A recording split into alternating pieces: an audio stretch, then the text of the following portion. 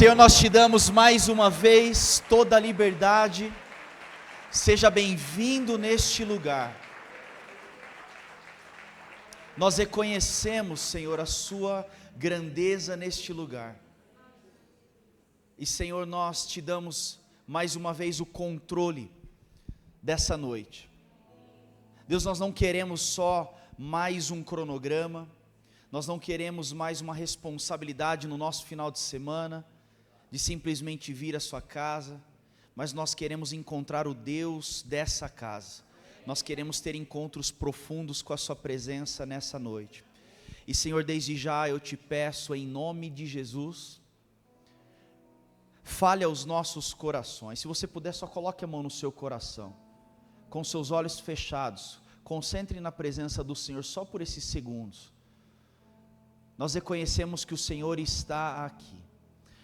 Nós sabemos que o Senhor está aqui, mas nós queremos também a revelação da sua glória nessa noite.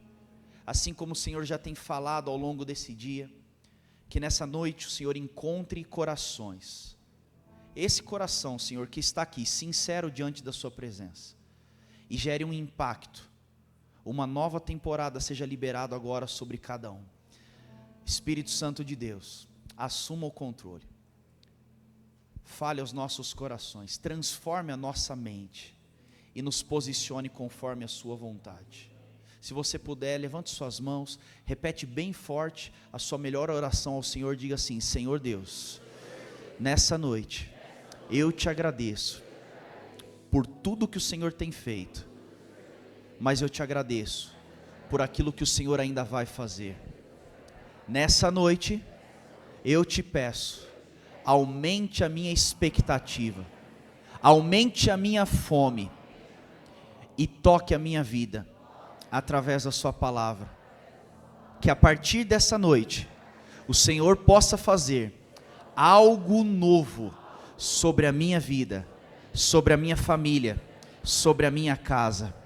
Eu te dou, Espírito Santo, toda a liberdade, em nome de Jesus. Agora sim, se você crê, aplauda Jesus.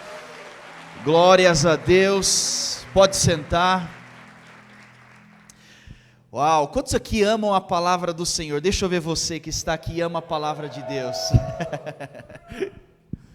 Gente, é muito bom estar aqui. Eu falei pela manhã, eu só quero reforçar e honrar. Nos momentos que o Senhor tem nos levado a visitar tantas localidades, tantas igrejas, quantos aqui amam a igreja com I maiúsculo, a igreja do Senhor, corpo de Cristo? Sabe, e também eu fico assim, muito honrado por conhecer tantas igrejas, tantos locais no Brasil e fora, mas eu preciso ser sincero aqui, bem vulnerável.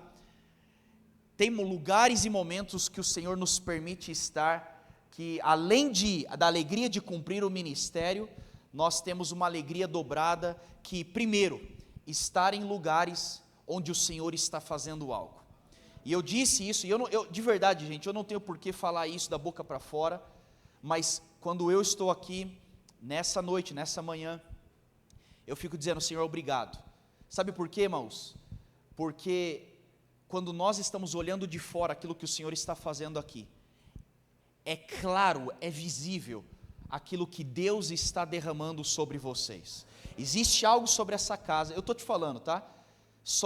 Eu só vou te dar uma janela. Fica um pouquinho mais orgulhoso de você fazer parte disso daqui, no bom sentido da palavra, porque o Senhor tem feito algo. Então, quando nós estamos olhando, nós estamos agora em Portugal, eu encontrei o pastor Vinícius lá, e eu ia pregar, o pastor Eri Nunes pediu para eu pregar de manhã, e o pastor Vinícius à noite, e aí eu fui pregar de manhã com um peso, uma responsabilidade, porque todo mundo lá queria escutar o Vinícius Mota pregando, e aí eu chego para pregar de manhã. Imagina só, a concorrência é alta, meu irmão, você tem que entender. Aí eu falei, eu preciso assim orar e ter um pouco mais de unção, porque existe muita expectativa para eles escutarem aquilo que o Senhor está fazendo na Emaús. Será que você pode dar uma forte salva de palmas por essa casa?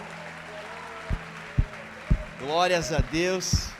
Mas também eu fico muito grato quando nós temos a oportunidade de estar com alguns irmãos do ministério, e eu honro muito a vida do pastor Vinícius, pastora Érica, por tudo aquilo que Deus tem feito em vocês.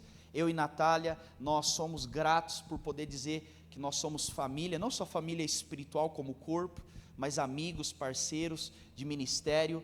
E eu posso dizer para você, você tem ótimos pastores aqui. Quantos aqui são gratos ao Senhor pela vida dos seus pastores? Ore por eles, tá bom? Eu não falei isso de manhã, mas deixa eu só falar uma coisa. Ore pelos seus pastores. Eu vou só lançar uma coisa aqui que é muito fácil e todo mundo pode fazer. Quantos aqui se comprometem a orar pelos seus pastores? Amém? Eles precisam de oração por tudo aquilo que Deus tem feito. Então tem uma coisa muito simples que você pode fazer. Toda refeição, ore por eles. Café, almoço e janta, 3 vezes 1000 por dia. Imagina isso aqui. É o que Deus pode fazer. Então, quantos aqui se comprometem a orar de forma de gratidão pela vida dos seus pastores? Amém? Hoje eu estou muito feliz, honrado, não é sempre, mas hoje eu estou com a minha esposa e alguns discípulos, e ela pediu, não faça isso, eu vou fazer, eu não estou nem aí. Então, só meu amor, fica de pé para a igreja te conhecer. Minha esposa Natália está aqui. Te amo, meu amor. Eu tenho que garantir a minha, né, pessoal? Então, vocês sabem como é. E hoje nós estamos aqui em família. Eu trago um abraço de Zion Campinas. Deus tem feito tantas coisas ali, e quando você passar por lá, por favor, não deixe de nos visitar. Deus tem derramado uma graça, um favor, algo soberano do Senhor está acontecendo ali em Campinas, e por isso eu também trago um abraço da nossa igreja. Amém? Amém. Quantos aqui estão com fome pela palavra de Deus? Tá bom. Vira para a pessoa do seu lado aí, olha bem dentro do olho dela, até ficar constrangedor. Faça uma cara de profeta, mas tem que ser profeta ungido, tá bom? Demonstra unção no seu olhar e diga assim com autoridade, diga assim: essa noite o Senhor vai te pegar. Amém? Glórias a Deus. Abra comigo a sua Bíblia. E eu vou esperar você abrir mesmo. Eu quero que você deixe a sua Bíblia aberta. Nós vamos ler uma porção de versículos dessa história. Juízes, capítulo de número 6. Juízes, capítulo 6. Nós vamos ler Juízes 6, versículo 11. Então eu vou pedir, deixa aí a sua Bíblia aberta, não feche. Ao longo da palavra de hoje, nós estaremos lendo essa história. Enquanto você abre, deixa eu só trazer um pouquinho de contexto daquilo que está acontecendo aqui em Juízes 6. Juízes 6 vai narrar a história de um homem chamado Gideão. Vamos lá, fala comigo bem forte, Gideão. Grava bem esse nome. Gideão, ele é uma história diferente de muitas outras na Bíblia, porque Gideão, ele começa meio a história do nada.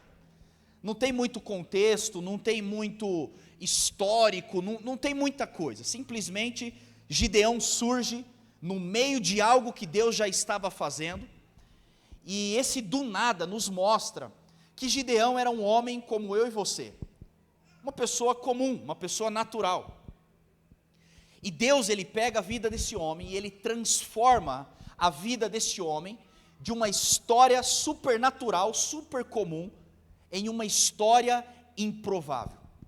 E hoje eu quero falar sobre uma história improvável, como Deus pode pegar a nossa vida, uma história comum, talvez nem uma história comum, uma história que nem poderia ser tanta grande coisa assim, mas o Senhor, ele é capaz de pegar as nossas vidas e transformar a nossa história. Quantos creem que o Senhor pode transformar a sua história em uma história improvável? E nesse texto, então só é importante trazer isso. A nação de Israel estava vivendo uma perseguição durante 7 anos. Eles estavam passando uma perseguição através de um povo que se chama Midian, os midianitas. A Bíblia diz e narra que os midianitas, eles invadiam a nação de Israel como um povo que era um povo de gafanhotos. E eles roubavam e destruíam toda a nação de Israel, todos os momentos que Israel estava produzindo algo. Agora, imagina isso comigo, imagina esse cenário, entra nessa história comigo. Você trabalhar durante o mês, e com muito esforço e suor, você tem a sua recompensa financeira, que cai lá no dia 5, e o momento que o recurso cai, essa nação, os midianitas, entrariam na sua conta e roubariam tudo que você produziu durante o mês. Isso não aconteceu durante 1 mês, 2 meses, 3 meses, mas durante 7 anos. E a Bíblia vai narrar então que 7 anos foi o tempo que Deus permitiu para trazer correção e alinhamento para essa nação, a nação de Israel. Qual era a razão de Deus estar trazendo correção? Acompanhe isso daqui, isso aqui é muito importante para nós fundamentarmos hoje. Naquele momento, Deus estava trazendo alinhamento e correção, porque o povo de Israel tinha abandonado o Deus de Israel, o nosso Deus, e eles estavam agora se voltando a um Deus chamado Baal. Fala comigo, Baal. Isso aqui é muito importante, grave bem isso. Eles estavam buscando Baal, e Deus então diz: porque vocês se viraram contra mim, eu estou liberando uma temporada de alinhamento e correção. E Deus usa os midianitas para trazer correção a esse povo. Agora, durante 1, 2, 3, 5, e quando eles batem ali o 7º ano, através de 7 anos, o Senhor diz: chegou o momento de eu trazer restauração e julgamento sobre a nação. E Deus então escolhe um homem chamado Gideão. Uma história extremamente improvável, mas Deus escolhe e capacita. Talvez você já escutou a história de Gideão, e de fato, o resultado final da história de Gideão é muito impressionante. Aquilo que ele conquistou é muito impressionante. Só que nós não podemos olhar para o resultado final, que era algo impressionante, sem observar a trajetória, o processo da vida deste homem. E quando nós olhamos, não tem como nós não nos enchermos de fé no Senhor, que Deus pode pegar a minha história e a sua história, assim como pegou de Gideão, e transformar isso em uma história improvável. Eu sei que o Senhor pode fazer isso, e nessa noite, é uma noite do Senhor ativar o seu coração, com o entendimento claro, que existe uma história de Deus preparada sobre a sua vida. Se você crê nisso, diga amém, e aplauda ao Senhor Jesus mais uma vez. Juízes 6, então nós vamos entrar nessa história. Acompanhe comigo no versículo de número 11. Então o anjo do Senhor veio, sentou-se sobre a grande árvore de Ofra, que pertencia ao abizerita Joás. Gideão, filho de Joás, estava malhando trigo. Fala bem forte comigo, malhando trigo. Gideão estava malhando trigo em um tanque de prensar uvas, para escondê-lo dos midianitas. Então o anjo do Senhor apareceu a Gideão e lhe disse: o Senhor está com você, poderoso guerreiro. Ah, Senhor, respondeu Gideão, se o Senhor está conosco, por que aconteceu tudo isso? Onde estão todas as suas maravilhas que os nossos pais nos contam, quando dizem: não foi o Senhor que nos tirou do Egito, mas agora o Senhor nos abandonou e nos entregou nas mãos de Midian. O Senhor se voltou para ele e disse: com a força que você tem, vá libertar Israel das mãos de Midian. Não sou eu que estou te enviando? Ah, Senhor, respondeu Gideão, como posso libertar Israel? Meu clã é o menos importante de Manassés, e eu sou o menor da minha família. E eu estarei com você, respondeu o Senhor, e você derrotará todos os midianitas, como se fossem um só homem. Olha só essa história. Mais uma vez, Deus estava trazendo então um alinhamento para a nação. Toda uma nação estava contra, sofrendo muito, quando do nada, fala comigo, do nada, quando do nada, de repente, o Senhor aparece para Gideão, e diz só uma coisa, muito simples isso que o Senhor falou: você é o escolhido para ser o libertador da nação de Israel. Só isso que eu estou te chamando. Você agora é o líder desta nação. Quantos aqui ficariam bem impressionados se o Senhor chegasse agora, na situação que você está, virasse para você e falasse assim: você agora que está me escutando, é o libertador da nação brasileira? Quantos aqui ficariam impressionados com isso? Tem um povo aí que está vestindo um terno que você vai ter que enfrentar, tem um povo que está tentando ditar leis que você vai ter que enfrentar, tem a corrupção brasileira, tem o exército, tem toda essa bagunça, a religiosidade, a confusão. Você é o libertador desse povo. Quantos, de verdade, vamos lá, gente, quantos aqui ficariam impressionados se Deus falasse isso? Quantos aqui achariam incrível quando Deus entregasse um chamado nessa proporção? Deixa eu ver você. Mentira. Não tem como você ficar feliz com um chamado desse. Imagina literal. Deus chega para você e fala: você é o número 1 da nação brasileira. Você não ia ficar muito feliz, você ia ficar muito preocupado, sim ou não? Eu ficaria falando: não, tem alguma coisa errada. O Senhor chega para Gideão, do nada, e entrega aquilo que nós chamamos e caracterizamos como chamado. Fala comigo, chamado. O Senhor vem e diz: Gideão, eu quero fazer da sua história uma história improvável, mas toda história improvável começa com o chamado do Senhor sobre a minha vida e sobre a sua vida. Eu quero te perguntar, por favor, eu fiquei sabendo, o pastor Vinícius falou, Deus fez algo de manhã e essa noite não vai ser diferente. Eu vou só discordar disso, porque essa noite eu creio que o Senhor tem uma porção dobrada para derramar sobre você, amém? Então se você está aqui, Deus preparou esse momento para nós. Agora escute isso, quantos aqui creem que o Senhor tem um chamado sobre a sua vida? Naquele momento Deus entrega o chamado. O seu chamado, Gideão, é ser o libertador. Toda história improvável, toda história nas mãos do Senhor, sempre precisa começar com o entendimento daquilo que Deus tem sobre você como um chamado. Escute isso aqui, 100% dessa sala, independente da situação que você está, quem você é, qual é o seu sobrenome, a sua condição social, se você tem muito tempo com o Senhor ou pouco tempo com o Senhor, independente, eu estou aqui para te afirmar, 100% dessa sala carrega um chamado da parte do Senhor. Qual? Aí já é conversa para um outro momento, se o pastor Vinícius quiser me convidar. Aí a gente só vai falar sobre isso. Mas Deus tem algo preparado sobre a sua vida. Você crê nisso? Existe um chamado sobre nós. O chamado, eu gosto de caracterizar o chamado do Senhor como algo muito simples. É uma missão. É uma missão que Deus deposita em você, para você até o seu último dia de vida, cumprir aquilo que Deus determinou sobre você. Esse é o seu chamado. E eu amo a afirmação do apóstolo Paulo em Atos 20, 24, que ele diz: eu não considero a minha vida de valor algum. Sabe o que Paulo ele diz? Paulo, depois de ter alcançado um alto patamar, uma influência social, depois de Paulo ter conhecimento cultural, depois de tudo que Paulo viveu, ele chega através da revelação do Senhor com uma clareza: eu não considero a minha vida de valor algum, não tem valor a minha vida só tem valor se eu cumprir o chamado do Senhor sobre a minha vida. Sabe quando nós entendemos o valor da nossa vida? Quando nós entendemos o chamado que está depositado em nós. E eu te pergunto nessa noite, qual é o chamado do Senhor sobre você? O que o Senhor colocou sobre a sua vida? Independente, meu irmão, se hoje você está vivendo, se você não está vivendo, o Senhor tem algo preparado sobre a sua vida. Será que você pode virar para a pessoa que você ignorou na primeira vez, olhar dentro do olho dela e dizer com muita unção: o Senhor tem um chamado preparado para você?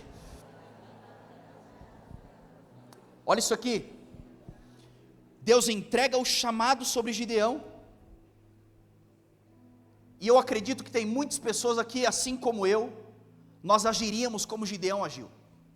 Quando Deus entrega um chamado, a primeira coisa, vamos ler a profundidade da palavra. A Bíblia vai dizer: e Gideão estava malhando trigo, estava fazendo o quê? Malhando trigo em um tanque de prensar uvas. Por que a Bíblia fez questão de falar isso? Nada do que está na Bíblia é sem querer. Deus está mostrando que quando Deus estava entregando um chamado sobre a vida dele, a situação de Gideão não era melhor. Ele estava malhando trigo em um tanque de prensar uvas. Por quê? Porque historicamente, se você estuda isso daqui, você percebe que a temporada de colheita de trigo é exatamente a temporada oposta do nascimento e da colheita de uvas. Então ele pega o trigo, sabendo que os midianitas viriam, ele pega aquilo cheio de medo, cheio de problema, e ele se esconde. Escute isso aqui é muito forte. Ele se esconde dentro de um tanque de prensar uvas, porque ele sabia que os midianitas poderiam chegar a qualquer hora. Preste atenção aqui, irmãos. Em um momento onde ele estava como um fugitivo, cheio de problemas, porque inclusive financeiro, economicamente o país não estava bem por conta da perseguição, com medo, com os seus traumas, escondido, o Senhor, justamente nesse cenário, aparece para ele e entrega um chamado. Quando eu leio isso, eu tenho uma convicção muito clara no meu coração: o Senhor tem um chamado sobre as nossas vidas, independente da estação que você está vivendo. Porque muitas vezes eu tenho visto pessoas que creem que o Senhor tem um chamado, mas elas estão condicionando o chamado de Deus somente quando a vida estiver toda boa e organizada. E Deus nos mostra através da história de Gideão que uma história improvável não condiciona o chamado do Senhor ao melhor momento da sua vida. E independente se hoje você está bem, se as coisas não estão organizadas, se você está sentindo pressão e opressão, se você tem problemas para resolver, independente, a palavra é clara, naquele momento o Senhor chamou Gideão para viver uma história improvável. Sabe, isso é muito forte para nós, porque de fato nós aprendemos que o chamado do Senhor é incondicional. Você não pode esperar a sua vida estar toda boa e organizada para você dizer sim para o Senhor. Não estava legal, não estava boa, mas foi naquele momento que o Senhor escolheu para entregar e relembrar o chamado de Gideão sobre a vida dele. Talvez neste momento é o que você está passando com o Senhor. Você olha para a sua vida e você diz: a minha vida não está toda organizada, a minha vida não está tão legal, minha área financeira está uma bagunça, minha família está destruída, eu estou em um momento de pressão, eu estou sendo perseguido. Independente, o Senhor está te lembrando nessa noite, existe um chamado que foi depositado sobre você. E Ele olha aquilo e Ele vai dizer: Senhor, como é que eu posso ter um chamado assim?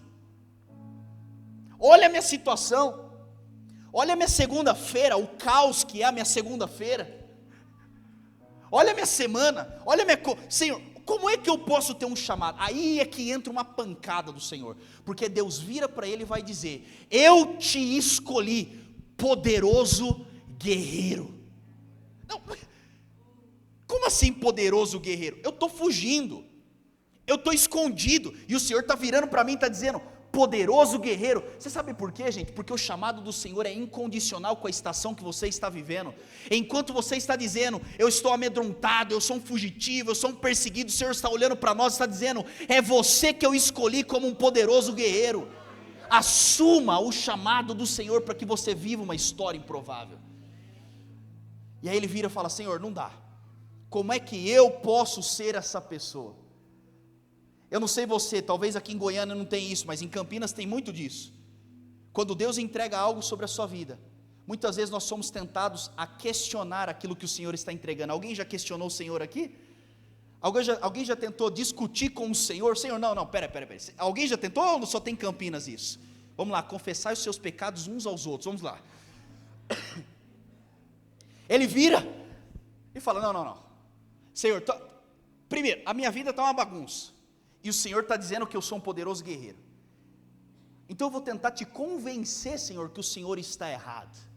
Quantas vezes nós estamos tentando convencer o Senhor que o Senhor está errado daquilo que Ele está falando no nosso coração? Gideão vira e fala: então vamos lá, eu vou te convencer. Senhor, primeira coisa, olha o que a Bíblia está dizendo: como posso eu ser o libertador? Se primeira coisa, eu sou da tribo de Manassés. Fala comigo, Manassés. Por que Gideão falou isso? Quem era Manassés? Vamos voltar na história. Manassés era filho de José. Lembra José do Egito, governador? José, no auge do seu crescimento, ele teve os seus filhos, e o primeiro filho que nasce é um filho chamado Manassés. Fala comigo, Manassés. Vamos lá, gente, vocês estão comigo aqui hoje? Tá, eu gosto de feedback, senão eu acho que vocês não estão entendendo nada. Como que é o nome dele? Tá bom, Manassés. Manassés era o mais velho, e José teve o segundo filho, que se chamava Efraim. Por questão histórica e bíblica, o filho mais velho recebia a bênção de primogenitura, e o filho mais novo recebia uma porção menor, porque era o mais novo. José chega naquele momento, que por sinal, deixa eu só falar uma coisa aqui: quem é filho mais velho? Deixa eu ver você, filho mais velho. Existe uma porção dobrada do Senhor sobre a sua vida, você crê nisso? Cadê o filho mais novo? Deixa eu ver você. Mas o Senhor está trazendo uma porção surpresa para você que é mais novo, amém? Agora, eu só vou corrigir porque me chamaram a atenção hoje no almoço. Sei, você falou do mais velho e do mais novo, mas o do meio sobrou. Cadê os do meio aqui? Deixa eu ver você. Então recebe que é para você porção tripla, em nome de Jesus. Pronto, pegou aí, né? Tá bom, eu sei que tiveram uma ferida hoje aqui de manhã, que eu não falei do meio. A Bíblia diz que José leva os seus filhos para receber do seu avô a bênção. A mão direita representava a bênção de primogenitura, a bênção maior. A mão esquerda, a bênção menor. E na hora que os dois filhos estão ali, Manassés ia receber a bênção maior. A Bíblia diz que o seu avô faz o quê? Inverte as mãos e coloca a bênção maior sobre a vida de Efraim, que era o mais novo, e não de Manassés. Lá na frente, por isso você tem que tomar cuidado com isso, a maneira que você carrega a sua identidade. Lá na frente, Gideão, uma geração distante de José, ainda carregava uma marca: como posso eu ser o libertador se eu sou da tribo de Manassés? Ele fala: não tem como, pega alguém de Efraim. Eu não tenho o melhor histórico, eu não tenho o melhor DNA, meu sangue não é azul para que o Senhor use. Pega lá de Efraim, ele recebeu a bênção maior. E o Senhor falou: quem te perguntou da sua identidade? Quem te perguntou o seu DNA? Quem perguntou sobre você qual era a sua linhagem espiritual? Porque tem muitas vezes que nós estamos condicionando o chamado do Senhor com a nossa linhagem, com a nossa história. Não, pastor Vinícius tem uma linhagem espiritual, então Deus pode usá-lo, mas quem sou eu? Quem é o Seite para que o Senhor use? Eu sou de Goiânia, eu não sou de Goiânia, eu sou de Campinas. Como é que Deus pode usar alguma coisa? E Deus falou: eu não te perguntei de onde você veio, eu estou te escolhendo através da minha soberania. Só aceite o chamado que existe sobre a sua vida. Agora aqui, quantos já tentaram teimar com o Senhor? Você já tentou teimar com o Senhor? Não, Senhor, tá bom. Manassés, o Senhor me convenceu. Mas olha Gideão, o jeito que ele era. Olha se ele não era bem parecido comigo, com você. Ele vira e fala: Senhor, eu sou da tribo de Manassés.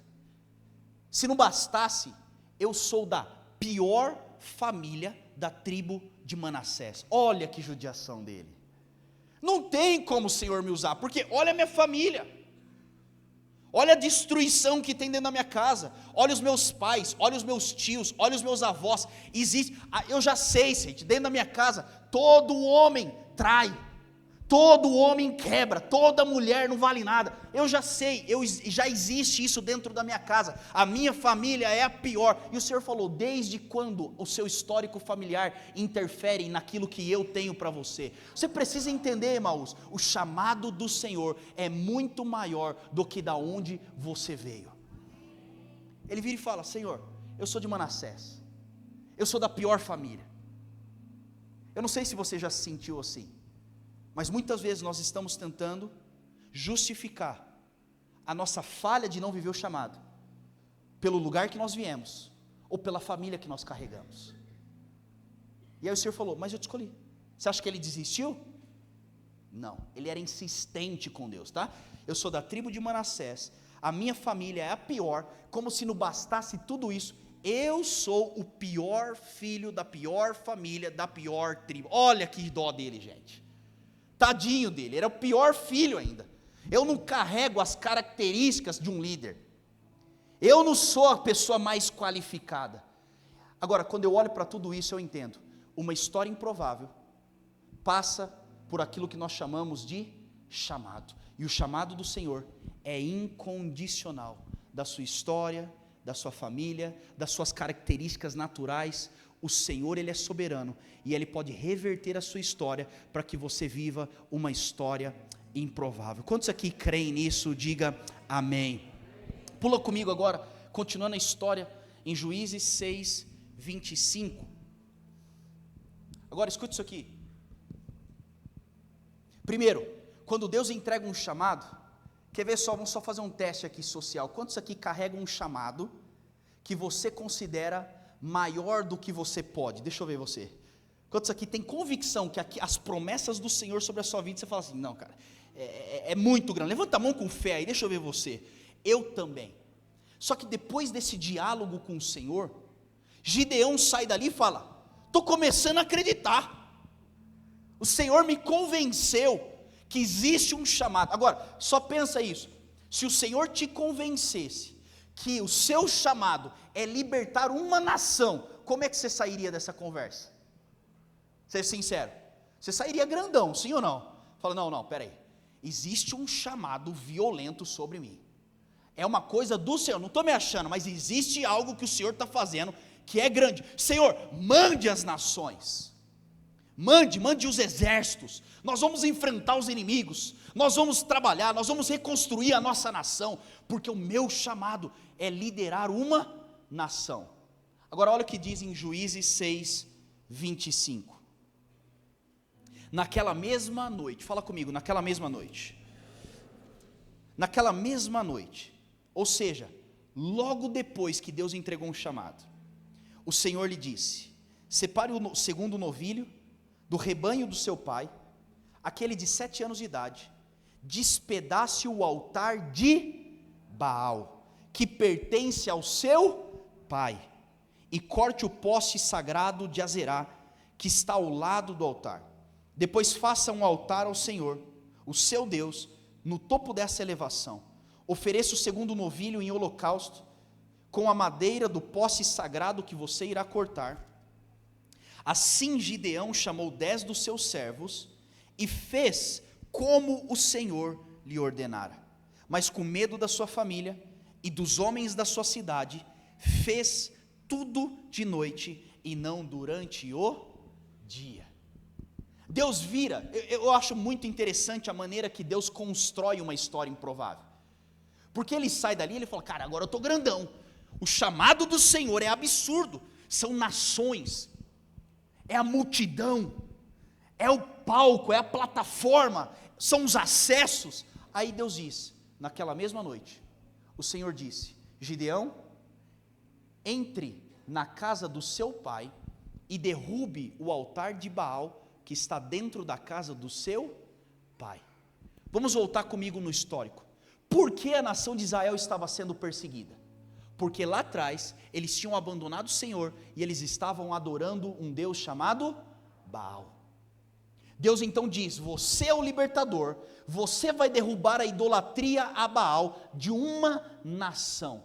Só que aí Deus, depois de entregar um chamado, ele vira e vai dizer: você precisa entender, Gideão, que antes de eu usar a sua vida como uma história improvável, é necessário que você resolva algumas coisas que estão pendentes dentro da casa do seu pai. Uma história improvável sempre exige resoluções na nossa vida. Fala comigo, resoluções. Preste atenção nisso. Porque eu vejo muitas pessoas que acreditam no chamado do Senhor, tem convicção do chamado do Senhor, mas a Bíblia diz, na mesma noite, ou seja, na mesma medida que Deus revela o chamado, Ele espera de nós que possamos resolver as coisas que estão dentro de nós.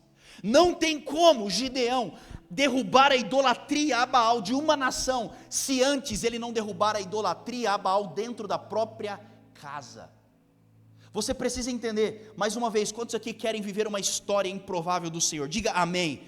Fala com autoridade, diga amém se você quer viver uma história improvável. Agora o Senhor está dizendo, para você viver uma história improvável, tem muita coisa que você precisa resolver dentro de você antes. Antes do Senhor te usar, o Senhor quer te transformar. Antes do Senhor usar você para fora, Ele quer usar você para dentro. Não tem como você ser um líder de algo que você ainda tem dentro de você. O Senhor estava dizendo: eu estou te chamando, você é um libertador, você vai derrubar a idolatria a Baal. Ok, só que é o seguinte, tem um altar de Baal dentro de você. Muitas vezes nós estamos mais preocupados em cumprir o chamado do Senhor para fora, sem dar o devido valor a realizar as transformações que nós precisamos dentro de nós. E eu vou dizer uma coisa para você, sendo muito sincero, é muito mais gostoso você viver para o Senhor para fora do que para dentro. O Senhor está falando, derrube o altar de Baal. O que simboliza o altar de Baal dentro da casa? Justamente o lugar onde Deus queria usar Gideão, era a experiência que ele tinha dentro de casa. Olha para mim, deixa eu te explicar uma coisa. Tem muita coisa que você está vivendo dentro de você, que é um sinal daquilo que o Senhor quer fazer para fora. Tem muito trauma que você tem dentro de você, que na verdade o Senhor quer pegar esse trauma para que você seja a cura para fora. Agora o Senhor está dizendo, Primeiro limpe o seu coração, limpe a sua casa, limpe a sua família, para que depois eu possa usar. Sabe uma coisa que nós temos que temer, de verdade, nós temos que temer isso. Nós temos que temer ser maior por fora do que por dentro. Ter maior expressão externa do que uma revelação interna. O Senhor vira e fala: Gideão, eu vou te usar. Você vai ser o libertador, mas resolva as suas pendências. Talvez as resoluções do Senhor sobre mim e sobre você são coisas que você tem que eliminar. Talvez o que o Senhor está falando, o que está travando o seu chamado, é um pecado. E o Senhor está falando: limpa esse pecado. Talvez aquilo que está travando o chamado do Senhor é um altar que você construiu dentro de você. Que altar? Eu preciso do dinheiro, o dinheiro é meu altar. E o Senhor está falando: se você colocar isso no altar, você não consegue viver o que eu tenho. Não, talvez o altar que você construiu, sabe o que é? É a sua carreira. Sabe uma coisa que eu fico me perguntando? E é uma pergunta constante, e essa pergunta ela é perigosa. Não que o Senhor vai fazer, mas se o Senhor aparecer agora e te pedir tudo o que você está planejando e construindo, você tem coragem de entregar? Eu olho inclusive para as coisas espirituais. Eu estou vendo a igreja, Zion Campinas, eu estou vendo o que o Senhor está fazendo, a multiplicação, o crescimento, a exposição, a liderança, mesmo que seja coisa espiritual, eu estou dizendo: se o Senhor me pedir, será que eu tenho coragem de entregar? Porque inclusive as bênçãos do Senhor podem se tornar o altar dentro de nós. E aí o Senhor vira e fala: para que eu possa te usar, derrube primeiro o altar que está dentro da sua casa. Será que o altar que você precisa derrubar são traumas? São decepções? São frustrações? É o passado? Não, porque o meu passado eu já aprendi, eu sou assim. Você cristalizou um altar dentro de você. E o Senhor está falando: você não consegue viver o que eu tenho para você, porque você está colocando isso no centro. Será que o altar que nós temos que derrubar são mudanças que o Senhor está pedindo? Mude, transforme. Agora, depois disso tudo, a Bíblia vai dizer: e Gideão fez tudo o que o Senhor ordenara. Gideão obedeceu à voz do Senhor, sim ou não? Sim ou não? Sim. Gideão fez tudo o que o Senhor tinha ordenado. Só que essa frase, ela é muito importante para nós. A Bíblia diz: Gideão fez tudo o que o Senhor tinha ordenado, porém, fez tudo isso durante a noite, porque temia os homens da sua casa e os homens da sua cidade. Sabe uma das coisas que eu tenho visto, que tem impedido muitas pessoas de derrubar os altares que tem dentro deles? Opinião das pessoas. É o temor de homens que muitas vezes tem impedido a decisão de gerar uma transformação na nossa casa. Tudo bem, eu sei que o Senhor está me pedindo isso, mas o que as pessoas vão pensar? Meu irmão, deixa eu te explicar uma coisa: no final do dia, ou você escuta a opinião das pessoas, ou você escuta a opinião de Deus. No final do dia, ou você teme a Deus, ou você teme a homens. E nessa equação você tem que entender: o problema de temer a homens é que eventualmente o temor de homens vai concorrer com o temor de Deus. Ou você vai agradar as pessoas que estão à sua volta, ou você vai agradar o Senhor. Quais são os altares que o Senhor está te pedindo, que talvez ainda você não entregou? Por quê? Porque você tem uma reputação a ser zelada, porque você tem a opinião. Olha que interessante isso aqui. A Bíblia diz que Gideão primeiro temeu os homens, o seu pai. Não era uma pessoa que não amava Gideão, não era uma pessoa que não queria o bem. Agora, inclusive, pessoas que nos amam e se preocupam com a gente, eventualmente vão ficar frustradas com aquilo que Deus quer operar nas nossas vidas. E essa é a minha pergunta: será que você está disposto a isso? No final do dia, será que nós estamos dispostos a dizer: Senhor, eu resolvo tudo aquilo que o Senhor tem me pedido? Quantos aqui estão entendendo isso daqui? O Senhor está nos chamando a resolver pendências. Quantos aqui tem pelo menos aí uma meia dúzia de pendências que você precisa resolver dentro de você? Quantos aqui tem pendência para doar para a pessoa que está do seu lado aí um pouco? Todos nós. Você concorda com isso?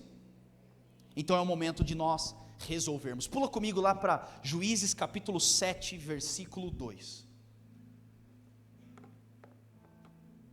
Juízes 7, versículo 2. Ele entra, derruba o altar, e aí ele vira e falou: Senhor, chegou o momento da nossa vitória. Agora, olha o que diz aqui em Juízes 7. Quando você acha que essa história ela é improvável, ela fica mais improvável ainda, tá? Olha isso aqui, Juízes 7, 2. E o Senhor disse a Gideão: você tem gente demais para eu entregar Midian nas suas mãos, a fim de que Israel não se orgulhe contra mim, dizendo que a sua própria força o libertou. Deus vira para Gideão e fala: vai para a guerra, enfrenta os midianitas.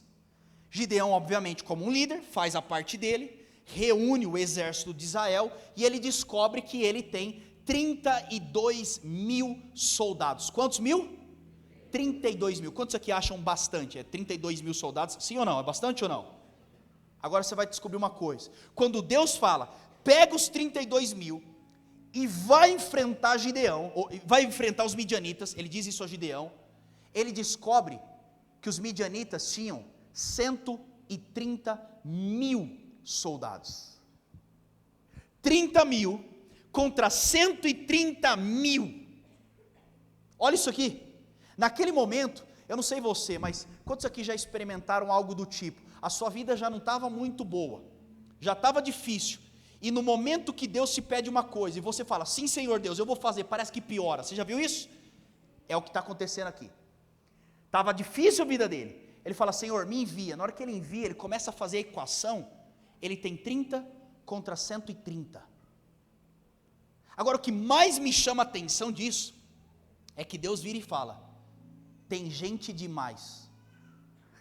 Tipo, Senhor, como é que tem gente demais? 130 mil contra 30 mil. Deus vira e fala: tem gente demais. Sabe por quê? Porque eu não quero que você viva algo, que depois que eu entregar a vitória na sua mão, você se orgulhe achando que foi você que conquistou a vitória. Você já parou para pensar do porquê muitas vezes Deus permite situações dentro da palavra de Deus sobre as nossas vidas, que são impossibilidades? Mas eu estou obedecendo o Senhor, mas está impossível. Você já se perguntou por quê? Porque o Senhor sabe que se nós tivéssemos a capacidade natural de realizar, possivelmente nós não devolveríamos a honra do Senhor quando Ele operasse a vitória. Então tem muita coisa na nossa jornada, que o Senhor de propósito te coloca em um lugar que não tem como. Quer ver um exemplo disso? Quantos conhecem pessoas que quando ganharam dinheiro esqueceram que Deus que deu dinheiro? Você já viu isso? Sim ou não? Só acontece lá em Campinas. E aí eu conversando com uma pessoa que hoje ele é um multimilionário. E literalmente a conversa foi essa, ele é muito, muito rico mesmo. E ele virou para mim e falou assim: não, é porque eu construí a minha capacidade, a minha habilidade. Eu fiquei olhando para ele, eu falei para ele: e quem te deu neurônio? Quem te deu braço para você trabalhar? Quem te deu visão para você trabalhar? Quem te deu portas abertas? Mas muitas vezes, se nós não partimos de um lugar de impossibilidade, nós corremos o risco de achar que nós mesmos tivemos as vitórias. Deus vira para Gideão e fala: você tem 30 contra 130, tudo bem, só que tem gente demais. Vira para a pessoa aí do seu lado e fala assim: você está com gente demais em muita área da sua vida. Deus vai dar uma mexida. Diga amém. Olha que amém fraco. Eu sei, é um amém meio... Tem gente demais. Aí Deus vira e fala, escuta isso aqui, vocês estão comigo aqui hoje? Olha isso aqui. Aí Deus pega e fala: eu vou fazer um teste. Terceira coisa, que todas as vezes que nós olharmos para uma história improvável, nós vamos ver, uma história improvável passa por teste. Se você pegar qualquer pessoa na Bíblia, você vai perceber a mesma coisa. Eles partiram de um lugar impossível e o Senhor testou o coração deles. Abraão entrega. Moisés vive dessa forma.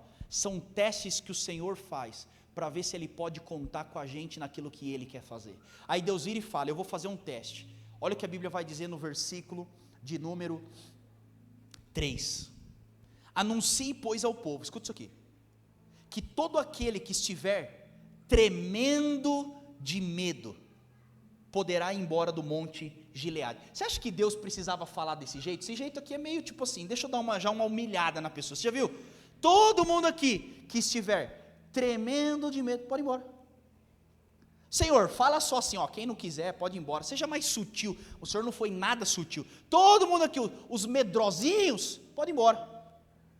E a Bíblia então diz, e Gideão quando fala isso, 22 mil homens vão embora. Você imagina, 10 mil só. Se eu sou Gideão nessa hora, eu estou falando, Senhor, eu sou medroso, eu estou indo embora, porque o negócio está ficando, 2/3 vão embora. Naquele momento, a Bíblia diz que ele fica somente com 10 mil homens. Olha isso aqui, a Bíblia é clara, o Senhor diz, eu vou fazer um teste, o primeiro teste é, todo mundo que está dentro dessa sala, que tiver medo, pode ir embora. Por quê? Fala comigo, uma história improvável. Preste atenção nisso aqui. Para você viver uma história improvável no Senhor, você precisa entender o primeiro teste. E esse teste é o teste do medo ou o teste da fé. Medo é algo que todos nós podemos e nós vamos passar. Não tem como você falar, não vou sentir medo. Não, você vai sentir medo. Mas o teste que o Senhor faz é, eu quero ver se você vai se mover pelo medo ou se você vai se mover pela fé. Por quê? Porque medo é o concorrente direto da fé. O Senhor está falando, eu vou te entregar os midianitas. Volta o texto comigo, lá no começo. A Bíblia diz, poderoso guerreiro, eu te escolhi, e eu vou entregar os midianitas como se fossem um só homem nas suas mãos. Então a palavra de Deus já tinha sido liberado, e o Senhor só esperava o seguinte, eu não quero os mais habilidosos, eu não quero os mais capazes, eu não quero melhor estrutura, eu não quero maior número, eu só quero gente que vai estar aqui com fé naquilo que eu posso fazer. Escute isso, Emaús, você precisa entender, para você viver o que o Senhor tem, você precisa de fé. Você não vai ver, você não vai sentir, a conta não vai fechar, as coisas não vão ser bonitas, mas você está acordando todo dia dizendo, eu estou com fé naquilo que o Senhor tem como promessa. Será que você pode levantar sua mão direita comigo? Eu declaro sobre você que o Senhor está depositando um novo nível de fé, para você viver as promessas do Senhor sobre a sua vida e sobre a sua casa. É fé que nós precisamos. Eu vou ter medo? Sim, mas você vai escolher se você vai ser movido por medo ou por fé. Não sei, meu Deus, são 10 mil contra 130 mil, quantos aqui teriam medo? Eu falei, não dá certo isso aqui, Senhor. E você preocupado se a sua planilha do Excel financeira está fechando. E você preocupado se o seu marketing vai dar certo. Meu irmão, aumenta a sua fé. Se o Senhor liberou a palavra, é Ele que vai sustentar. Então no final desse teste, o que o Senhor queria é, eu não estou nem aí se sobrar só Gideão, eu só preciso de alguém que acredita naquilo que eu tenho. Eu só preciso é só isso, não é número, não é nada, é uma fé, é a fé. E quando você tem fé, o Senhor pode usar a sua vida. Aí Deus vira, olha isso aqui, acompanhe comigo lá no versículo de número 5, na verdade 4. Mas o Senhor tornou a dizer a Gideão, meu Deus do céu, ainda tem gente demais, desça com eles à beira d'água, e ali eu farei uma seleção. Se eu disser, este irá com você, ele irá, mas se eu disser, este não irá com você, ele não irá. Assim Gideão levou os homens à beira da água, escute isso aqui, e o Senhor lhe disse, separe os que beberem a água, lambendo com a língua, como faz o cachorro daqueles que se ajoelharem para beber. 300 homens lamberam a água, levando as mãos até a boca, todos os demais se ajoelharam para beber. E o Senhor então disse a Gideão, com 300 homens que lamberam a água, livrarei vocês e entregarei Midian em suas mãos, mande para casa todos os outros homens. Olha que história espetacular. Essa história é linda, só não poderia ser a nossa, porque se fosse a nossa a gente já está preocupado. Deus vira e fala, 10 mil, tem muita gente. Senhor, mas são 10 mil pessoas que têm fé. E se eu te falar que só a fé, sem você agir em cima da fé, não muda muito? Esse povo tem fé. Agora o Senhor está levando para um novo nível. Agora escuta isso aqui. Escuta isso aqui. Deus vira e fala: leve esse povo até a beira d'água. Eu fui nesse lago, é um dos lugares mais lindos que eu fui, lá em Israel. E eles chegam, não era igual hoje, que você tinha recursos, você tinha as coisas, você não tinha. Então eles chegaram, eles estavam indo para a batalha, eles tinham sede. Se você tem sede, vai beber água num rio, o que naturalmente todo mundo aqui faria? Você chega lá perto, sim ou não? Você ajoelha, sim ou não? E você bebe a água, é ou não é desse jeito? Olha o que Deus inventou nessa hora. Deus falou assim: eu vou fazer um teste. Todo mundo que se ajoelhar, reprova. Agora, aqueles que, agora olha essa cena, hein? Chegarem diante do lago, não se ajoelharem, ou seja, então, não abaixou. Pegarem a água, olha quem que bebe água desse jeito. Pegarem a água, trouxerem a água até a boca e lamberem igual cachorro. Esses vão para a guerra. Quantos aqui reprovariam? Vamos lá, deixa eu ver você. Rodou todo mundo aqui. Eu estou falando, qual a lógica do Senhor fazer uma coisa dessa? Onde está a explicação para isso que o Senhor está fazendo? E se eu te falar que nunca os testes do Senhor vão ser óbvios na nossa mente? E se eu te falar que o Senhor de propósito faz coisas nas nossas vidas que na nossa capacidade natural e humana nós não vamos conseguir compreender? Você acredita nisso? Sabe por quê? Porque o ser humano é especialista em algo chamado performance. E se nós entendemos o teste que o Senhor está fazendo na nossa vida, existe uma chance de nós não vivermos de forma legítima, mas nós tentarmos performar em cima do teste que o Senhor está fazendo. Se você soubesse aquilo que Deus está trabalhando na sua vida, você ia ou não ia querer fazer do jeito que você acha que Deus queria? Porque nós somos especialistas em performar. A gente consegue performar que a gente é crente. Você olha para uma pessoa e fala: a pessoa tem um jeitinho de andar de crente, viu? E não é necessariamente um crente. A gente consegue performar na adoração. E não quer dizer que a nossa adoração está sendo genuína. Então Deus, Ele promove muitas vezes na nossa vida testes que não vão ser lógicos. Porque o que o Senhor quer não é performance. O que o Senhor quer é essência. Aí Deus opera um teste que não tinha nada a ver, e 300 homens só conseguem ser aprovados. Eu fiquei em crise, porque eu leio a Bíblia, eu fico assim, meio em crise, eu fico assim, não é possível. E eu fico olhando, o que tem a ver uma coisa dessa? Aí eu lembro que eu estava em Israel, e foi o momento que Deus me falou sobre esse texto.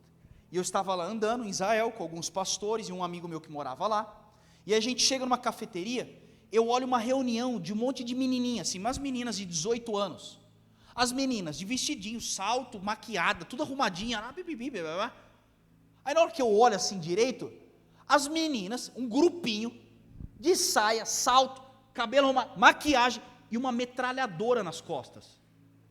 Eu olhei e falei: mas que coisa de louca é a arma? Eu falei: cara, essa pessoa não consegue carregar uma arma.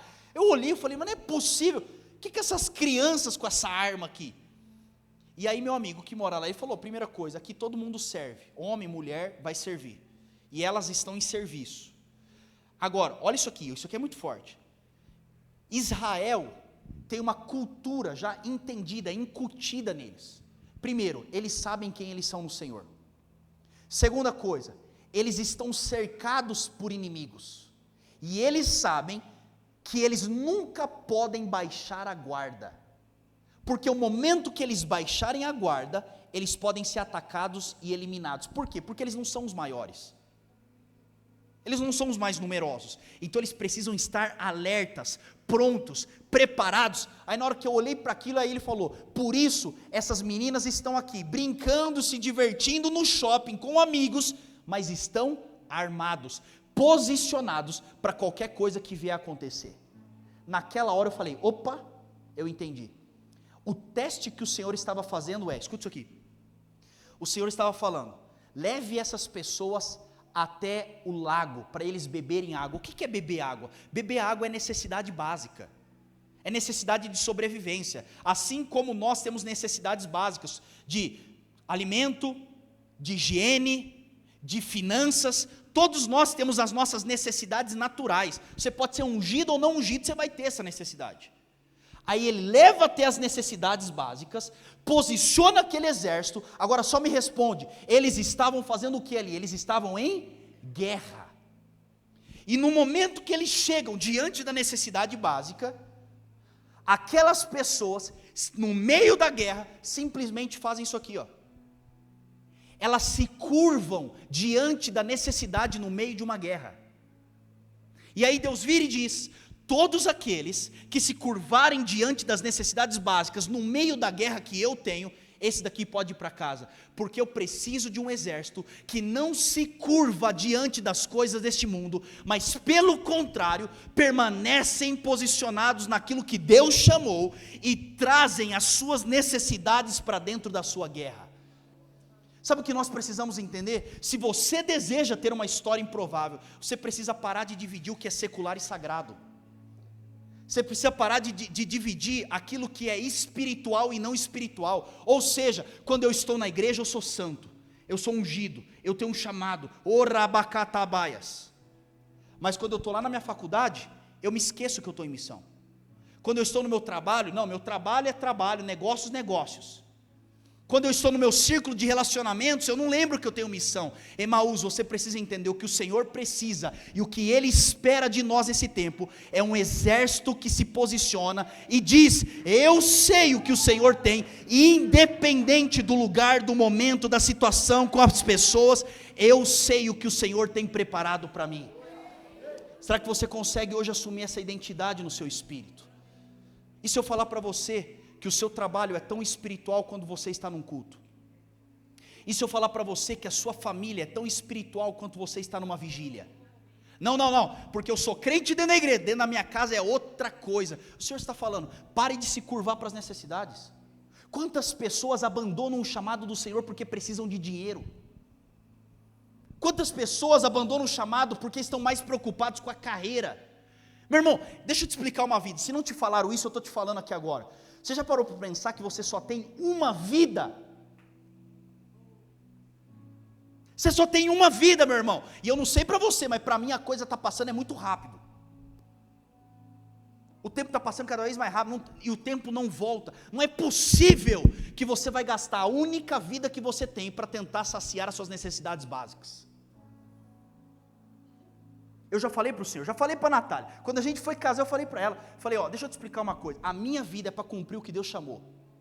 Se o Senhor me abençoar com outras coisas como tem feito, glórias a Deus. Mas a minha preocupação não é essa. Eu não estou nem aí para recurso, para status, para posição. Eu quero cumprir o que Deus tem, porque a minha vida passa rápido, meu irmão. E diante do Senhor só quero dizer uma coisa: Senhor, eu fui fiel naquilo que o Senhor me chamou para fazer. O Senhor está dizendo, será que você pode se posicionar nesse teste?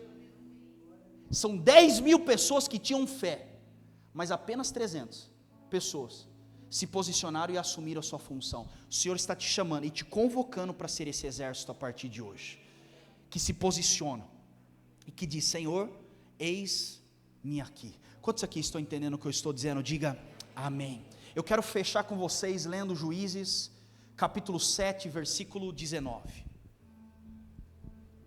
Quantos estão comigo aqui hoje? Deus está falando com você? Vamos fechar forte aqui. Juízes 7, versículo 19. Quando você acha que essa história é louca, ela piora. Quantas pessoas sobraram? 300 pessoas contra 130.000. Tipo, como é que você consegue ganhar uma guerra dessa? Era um bando de psicopata espiritual, não era? Porque você fala assim, como é que pode? 300, agora olha isso aqui. No momento que Gideão chega e diz, são 300 pessoas, menos do que nós temos aqui, ó. 300 pessoas, agora nós vamos te dar as armas, olha isso aqui. O que eles usavam como armas naturalmente? Espada e escudo. Então na hora que Gideão chama, eu vou entregar as armas. Para surpresa dos 300, só imagina se você estivesse lá nesse exército, tá? Gideão chega e fala, as armas que nós vamos para essa guerra é, primeiro, uma trombeta, uma tocha e um jarro. Tipo, meu irmão, eu olharia para Gideão e falaria assim: o que você espera que eu faça com uma trombeta? Dá trombeta na cabeça do outro? Vem aqui, toma aqui. Joga um vaso de longe? O que é isso que você espera? Agora vamos ler esse texto 7:19. Gideão e os 100 homens que acompanhavam chegaram aos postos avançados do acampamento pouco depois da meia-noite. Assim foram trocadas as sentinelas. Então tocaram as suas trombetas, quebraram os jarros que tinham nas mãos. As 3 companhias tocaram as trombetas e despedaçaram os jarros, empunhando as tochas com a mão esquerda e as trombetas com a direita. Gritaram: a espada pelo Senhor e por Gideão. Cada homem mantinha sua posição em torno do acampamento. Todos os midianitas fugiam correndo e gritando. Quando as 300 trombetas soaram, o Senhor fez em todo o acampamento os homens se voltassem uns contra os outros com as suas próprias espadas. Mas muitos fugiram para Bet-sita na direção de Zerará. Olha essa história. Deus pega e diz: as suas armas é uma espada, ou é uma trombeta, é uma tocha e é um jarro.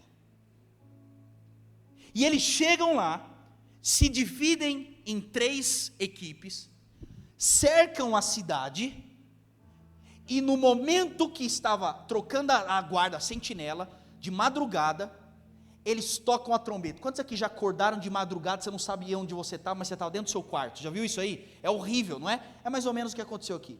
Os caras estavam de madrugada, quando de repente, 300 trombetas de tudo quanto é lado tocando. Os caras acordam, falam: o que está acontecendo, meu Deus? Quer dizer, Baal. E aí eles começam a entrar em desespero. E olha isso aqui, gente, a Bíblia fala que é o momento que eles escutam aquilo, eles começam a correr, uma gritaria começa a acontecer, e eles começam a se matar. Olha que loucura isso. E talvez na nossa cabeça, na nossa humanidade, a gente fala: onde é que está a lógica? Agora olha isso aqui, gente, isso aqui é muito lindo, porque Deus é especialista em usar estratégias que são loucura aos nossos olhos, mas depois que você obedece à estratégia, você vê que se não fosse a estratégia do Senhor, você não conseguiria. Tem estratégia que é loucura, mas depois que você faz, você fala: cara, é óbvio que daria certo. E essa é uma estratégia que Deus usou. Deus usou uma estratégia, sabe por quê? O que seria óbvio? O óbvio seria eles irem com espadas e escudos. Você acha que eles venceriam com espada e escudo 130 mil? Não. Deus falou: vocês já estão em desvantagem, vocês já estão no sobrenatural, então tudo que é gerado no sobrenatural precisa ser mantido pelo sobrenatural. Aí ele vira e diz: por isso, pegue as trombetas e pegue as tochas. Agora eu só vou trazer uma explicação do que Deus estava fazendo aqui. No momento que Deus entrega uma estratégia, Ele vira e diz: cerque a cidade, toquem a trombeta. Trombeta era algo que era utilizado na guerra, mas trombeta era utilizado somente por um homem na guerra, que era o líder do pelotão. Quantos braços os soldados dessa época tinham? Quantos, gente? Exato, 2, obviamente. Então eles estavam com espada e com escudo, não dava para andar com mais nada. Mas neste momento, o líder do pelotão, ele carregava o quê? Primeira coisa, ele carregava uma trombeta. Porque não tinha WhatsApp, atacar, não tinha. A maneira deles se comunicarem era o quê? Através da trombeta, do barulho. Então quando o líder, o capitão, tocava a trombeta, todo aquele pelotão entendia: é o momento do ataque. Se você estudar histórias das guerras bíblicas, você descobre uma coisa: normalmente um pelotão era composto por mais ou menos 1000 homens, 1000 pessoas, apenas uma trombeta. Então Deus vira e fala: vai todo mundo com trombeta. Quando eles cercam a cidade de madrugada, ao som da liderança de Gideão, eles tocam a trombeta, os 300 ao mesmo tempo. Os midianitas, conhecendo estratégia de guerra, na hora que eles escutam aquilo meio dormindo, eles estão falando: mas peraí, o que está acontecendo? nós estamos escutando o barulho de 300 trombetas, ou seja, o povo de Israel arranjou soldado, eles estão com 300 pelotões, com certeza eles estão cercando a nossa cidade com 300.000 homens, mal eles sabiam que só tinham 300 pessoas, naquele momento o povo começa a entrar em desespero, meu Deus, o que está acontecendo? Eles estão em maioria, aí começa aquela correria, olha isso aqui, a Bíblia diz, eles tocaram a trombeta, logo em seguida, eles quebram o vaso, preque, tipo, nada a ver, né? Quebra o vaso, e depois de quebrar o vaso, eles levantam a tocha. O que era a tocha? Escuta isso aqui, a tocha também era algo utilizado pelo líder do pelotão, eles tocavam a trombeta como sinal de ataque, e a tocha era a sinalização daquilo que eles estavam prestes a fazer. Os midianitas acordam, 300 trombetas tocando, eles estão falando, peraí, a nação de Israel está com 300 pelotões ao nosso redor. Na hora que eles levantam, eu estou ouvindo o barulho de 300 pelotões, mas quando eles olham para o horizonte, aquilo que era somente algo que estava sendo escutado, agora eles olham e eles falam, eu não só estou escutando, mas eu estou vendo, esse povo está carregado com 300 pelotões ao nosso redor, nós estamos em desvantagem, e a Bíblia então diz, que eles começam a se matar, pela confusão que foi gerada através da estratégia do Senhor. Sabe por quê, irmãos? Escute isso aqui, eu quero fechar com isso, você precisa entender, o Senhor não precisa de muita coisa, o Senhor precisa de um coração disposto e obediente, a seguir todos os passos que Ele tem ordenado. Se você escutar o que o Senhor está dizendo, e obedecer às estratégias do Senhor, você precisa entender, o Senhor Ele é capaz de pegar a sua voz e multiplicar o seu alcance, de uma maneira que você nunca conseguiria naturalmente.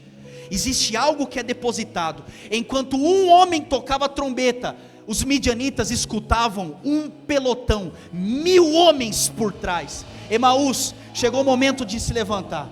O Senhor não precisa de muita coisa, somente pessoas que estão dizendo, Senhor, nós obedecemos o seu chamado, nós obedecemos a sua voz. Naquele momento, eles levantam a tocha, sabe por quê? Escute isso aqui, quando eles olham, a trombeta é a voz, são as histórias, daquilo que o Senhor pode fazer com uma história improvável, mas a tocha, é a visualização dos frutos, daquilo que é falado através. O Senhor Ele quer levantar através da sua vida, uma luz, que por onde você passar, as trevas serão impactadas, através do que o Senhor está fazendo. Sabe qual é o desejo do Senhor? Não é só te dar uma história improvável, mas é que a sua história improvável, vai gerar impacto por onde você passar. Eu li isso, eu falei, é isso, o que o Senhor tem para nós, é uma estratégia sobrenatural. Agora preste atenção, depois que eu li tudo isso, eu falei, tá bom, Senhor, e o vaso? Eu entendi a trombeta, eu entendi a tocha, e o vaso? Agora vamos só voltar à história. A Bíblia diz que todos eles levaram trombeta, vaso e a tocha. Eu não sei se você já foi para um aniversário, e aí quando você vai no aniversário, sempre tem um cidadão com uma responsabilidade só, acender a vela. Já viu isso? Sempre dá errado. O aniversariante chega e o cara está tentando acender a vela e não consegue. Já viu isso? É a mesma coisa nessa história. A Bíblia diz que eles se posicionam ao redor da cidade. Eles não poderiam entrar com a tocha acesa. Então o que eles fizeram foi, lá atrás, antes do Senhor liberar o que Ele tinha para liberar, o Senhor disse, acenda a tocha, antes de eu efetuar aquilo que eu vou efetuar na sua vida. Eles acendem a tocha, colocam a tocha dentro do vaso, pegam o vaso, pegam a trombeta, e marcham em direção àquilo que o Senhor tinha. Quando Deus deu a ordem, eles tocam a trombeta. Depois de tocar a trombeta, a Bíblia diz, eles despedaçam o jarro, eles quebram o jarro, e somente com o quebrantamento do jarro, a luz pôde aparecer para as pessoas que estavam sendo alcançadas. Mais uma vez e pela última vez, quantos aqui querem viver uma história improvável? De verdade, de verdade, de verdade, quantos aqui querem? Eu quero ser uma história improvável. Se você deseja isso, grave isso. Uma história improvável só ocorre na sua vida se você consegue se quebrantar diante do Senhor. Senhor, eu pego a minha vida, que é o meu vaso, e eu quebro diante do Senhor. O que nós precisamos, irmãos, não é muita coisa, é simplesmente dizer: Senhor, a minha vida é sua, eu estou à sua disposição, eu me quebro para que o Senhor refaça conforme a sua vontade. O que tem impedido de muitas pessoas de viver uma história improvável é que você está muito apegado a quem você é hoje, e o Senhor está falando: se quebranta, se quebranta, quebra o seu coração, se arrependa, quebre a sua mente. O problema é que você pensa tanto, que os pensamentos do Senhor não podem entrar na sua vida. O nosso problema é que nós sentimos tanto. Nossa, eu sinto, o Senhor está falando: você está sentindo tudo menos a minha presença. Se quebranta, se coloca à disposição do Senhor, diga: Senhor, eis-me aqui, faça o que o Senhor bem entender. Eu não quero mais a minha mão, eu não quero mais a minha vida, eu não quero mais o meu pensamento, eu quero o seu chamado sobre mim, eu quero ser uma história improvável. Se você deseja ser uma história improvável, só levante as suas mãos onde você está, fique de pé no seu lugar, nós vamos orar.